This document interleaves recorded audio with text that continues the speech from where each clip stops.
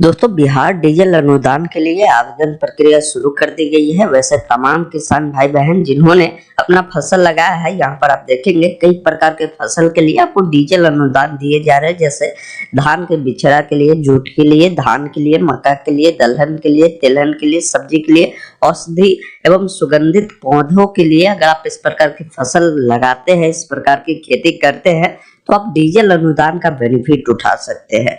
जानेंगे कि डीजल अनुदान के लिए आवेदन कैसे करनी है, साथ ही साथ क्या क्या डॉक्यूमेंट आपको देने पड़ेंगे और आवेदन की क्या प्रोसेस होगी, उसकी पूरी जानकारी बताई जाएगी। इस वीडियो को आप अंत तक देखिएगा। वीडियो अगर आपको पसंद आए तो इसे लाइक शेयर जरूर करेंगे और चाहते हैं लगातार इस प्रकार की अपडेट आप तक मिलती रहे तो चैनल को आज ही सब्सक्राइब करेंगे ताकि आने वाली सारी अपडेट की जानकारी आपको मिल जाएगी। डीजल आप जान रहे धूप भी इतना है जिस कारण से किसान भाई बहन को खेती करने में थोड़ा सा परेशानी हो रही है। इसके लिए दिशा निर्देश बताई गई, जो एक बार समझ लीजिए। बताया गया कि किसान आवेदन में अपना नाम और पिता का नाम जो आधार पर अंकित है उसके अनुसार ही डाले। साथ ही साथ डीजल अनुदान के लिए जो डीजल का रसीद होगा वो कंप्यूटराइज डिजिटल रूप में होगी, जिसमें आपके किसान जो रसीद पर जो है किसान पंजीकरण संख्या का अंतिम 10 अंक होना अति आवश्यक है। और रसीद पर ही किसान का जो है हस्ताक्षर या वो अंगूठा लगाते हैं तो अंगूठा का निशान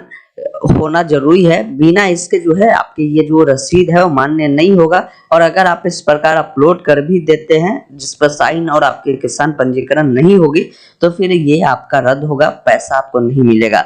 अब देखिए, रसीद आपकी जो होगी 22 जुलाई 2023 से लेकर 30 अक्टूबर 2023 के बीच ही मान्य होगा। इससे पहले का होगा फिर भी मान्य नहीं होगा और इसके बाद का भी होगा फिर भी मान्य नहीं होगा। ये यहाँ पर क्लियर कर दिया गया है। बताया गया है डीजल अनुदान की राशि आवेदक के आधार से जुड़ा बैंक खाते में भेजी जाएगी। इसलिए आप क्या करें, अपने खाता को एनपीसीआई से लिंक अवश्य करवाएं। अगर अभी तक लिंक नहीं है तो फिर आपको राशि नहीं मिलेगी और इसका स्टेटस आप यहीं से चेक कर सकते हैं कि ये लिंक है या नहीं है। यहाँ पर बताया गया कि आवेदक जो आवेदन के कृषक को 3 प्रकार इसमें दिए गए हैं। मतलब जिनके पास स्वयं की भूमि है वो भी आवेदन कर सकते हैं, बटाईदार भी कर सकते हैं। स्वयं और बटाईदार यानी उनके नाम से कुछ ही जमीन है और बाकी जमीन वो बटाईदार के रूप में जोतते हैं तो वो भी इसके लिए आवेदन कर सकते हैं।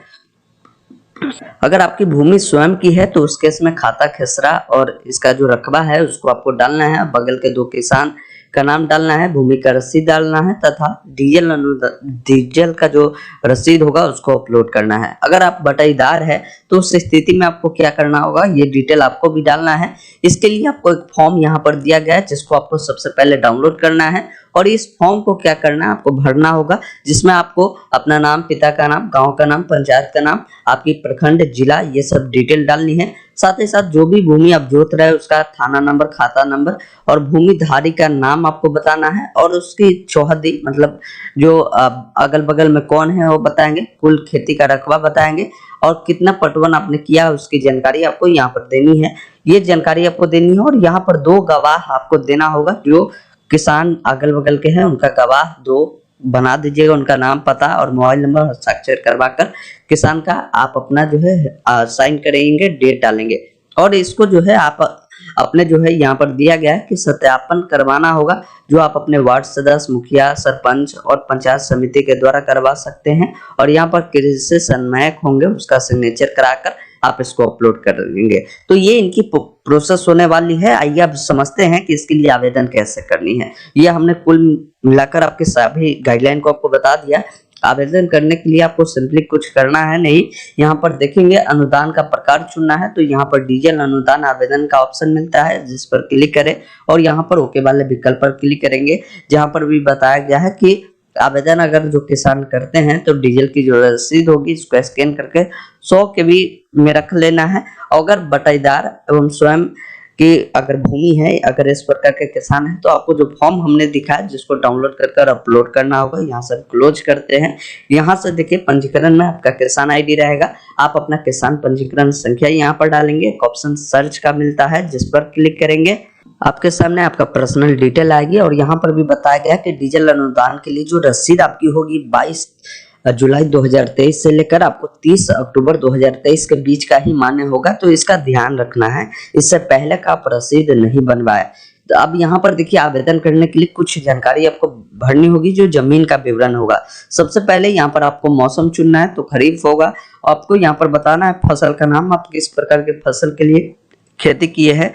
अगर धान के बीज के लिए तो यहाँ पर धान का बिचड़ा दिया हुआ है, अगर जूट के लिए किए हैं या धान के लिए किए हैं तो उसको यहाँ पर आप चुनेंगे। सिंचाई के कुल आपको संख्या बतानी है कि कितने बार आपने पटवन किया है। तो ये जो है आपको करीब धान के लिए आपको 2 बार आपको मौका मिलेगा, अभी फिलहाल 1 बार ही दिया गया है तो आपको 1 बार चुनना है। साथ ही साथ यहाँ पर देखेंगे किसान का प्रकार बताना है कि वो जो खेती है वो आपका स्वयं का है या बटाईदार है या आपका भी है और कुछ दूसरे का भी जोटे हैं, तो उस केस में इस प्रकार आप चुनेंगे। तो मेरे केस में ये स्वयं का है तो यहाँ पर हम स्वयं चुनते हैं। आपके पास जिस भी प्रकार होगा उसको चुनकर यहाँ पर आपकी जो रसीद मांगेगी तो हमने आपको बताया कि जो इसकी घोषणा पत्र है उसको डाउनलोड कर आपको क्या करना है, अपलोड करना होगा। अब यहाँ पर जमीन का कुल जो है जमीन आपसे पूछी जाती है तो कितना है वो आप यहाँ पर बताएंगे। 1 एकड़ बराबर बताया गया है कि आपका 100 डेसिमल होगा। तो इस केस में आप समझ लीजिएगा, इसके अनुसार आपको फिल करना है। अब यहाँ पर देखिए सबसे पहले आपको बताना होगा कि जो भूमि है उसका थाना नंबर क्या है, खेसरा नंबर क्या है, साथ ही साथ खाता नंबर, खेसरा नंबर और थाना नंबर बतानी है। साथ ही साथ कुल रकबा आपको बतानी है जो अपने भूमि में अपना फसल लगाया था। जैसा अगर मान लीजिए आपकी भूमि 250 डेसिमल के करीब है, अगर आपने उसमें फसल जो है 200 डेसिमल में ही लगाया है तो यहाँ पर 200 डेसिमल ही डालेंगे। और पड़ोसी वाले जो आपके किसान होंगे जो अगल बगल वाले, तो उनका नाम 2 किसान का यहाँ पर डालेंगे। अगर मान लीजिए आपकी भूमि एक से अधिक थाना खेसरा है या एक से अधिक आपकी भूमि अलग अलग जगहों पे है तो उस केस में यहाँ पर ऐड न्यू रो पर क्लिक करके फिर अपना थाना नंबर, खाता नंबर, खेसरा नंबर और रकबा को डालकर आप यहाँ पर फिल कर सकते हैं। तो इस प्रकार इससे डिटेल को फिल करनी है। फिर आपको नीचे आना है, यहाँ पर डीजल क्रय का जो है विवरण आपसे पूछी जाती है। सबसे पहले पूछा गया है कि क्रय की गई जो डीजल है वो लीटर में आपको बतानी है कि कितने लीटर आपने डीजल जो है खरीदा था वो बताएंगे। क्रय की गई डीजल का जो मूल्य था वो क्या था उसकी जानकारी आपको बतानी है और रसीद संख्या बतानी है। जो डीजल अनुदान के लिए जो आपकी रसीद होगी उस पर यह संख्या मिल जाएगी कि ये रसीद संख्या क्या है। इस पर ध्यान रखिएगा। उस पर अपना किसान पंजीकरण संख्या का अंतिम 10 डिजिट अपने डीजल रसीद पर जरूर आप डालेंगे और उस पर आप अपना सिग्नेचर और हस्ताक्षर जरूर करेंगे। अगर आप साइन करते तो साइन या अंगूठा लगाएंगे। और आपकी जो डेट होगी 22 तारीख से लेकर 31/10/2023 इसके बीच की होनी ही चाहिए, इसका ध्यान रखना है। तो अपना जो है वो रसीद संख्या डालेंगे और कब आपने इसको बनवाया है वो डेट यहाँ से आपको क्या करना है, आपको फिल करना होगा। फिर यहाँ पर देखिए पेट्रोल पंप का नाम आपको डालना है और यहाँ पर प्रखंड का नाम आपको डालना है जहां से भी आपने इस डीजल को लिया था, जिससे वो पेट्रोल पंप किस प्रखंड में आता है उसकी जानकारी आपको देनी है। उसके बाद आपको नीचे आना है, यहाँ पर आपको घोषणा देना है और उस केस में एक ऑप्शन मिलता है गेट ओटीपी का, जिस पर क्लिक करना है। ओटीपी को फिल करने के बाद यहाँ पर एक ऑप्शन मिलता है वैलिडेट एंड अप्लाई का, जिस पर आपको क्लिक करना है। इस प्रकार देखेंगे आपका ओटीपी वेरीफाई हो चुका है। अब आपको यहाँ पर देखिए डीजल प्राप्ति जो रसीद है जो आपने लिया है उसको आपको यहाँ पर अपलोड करना है।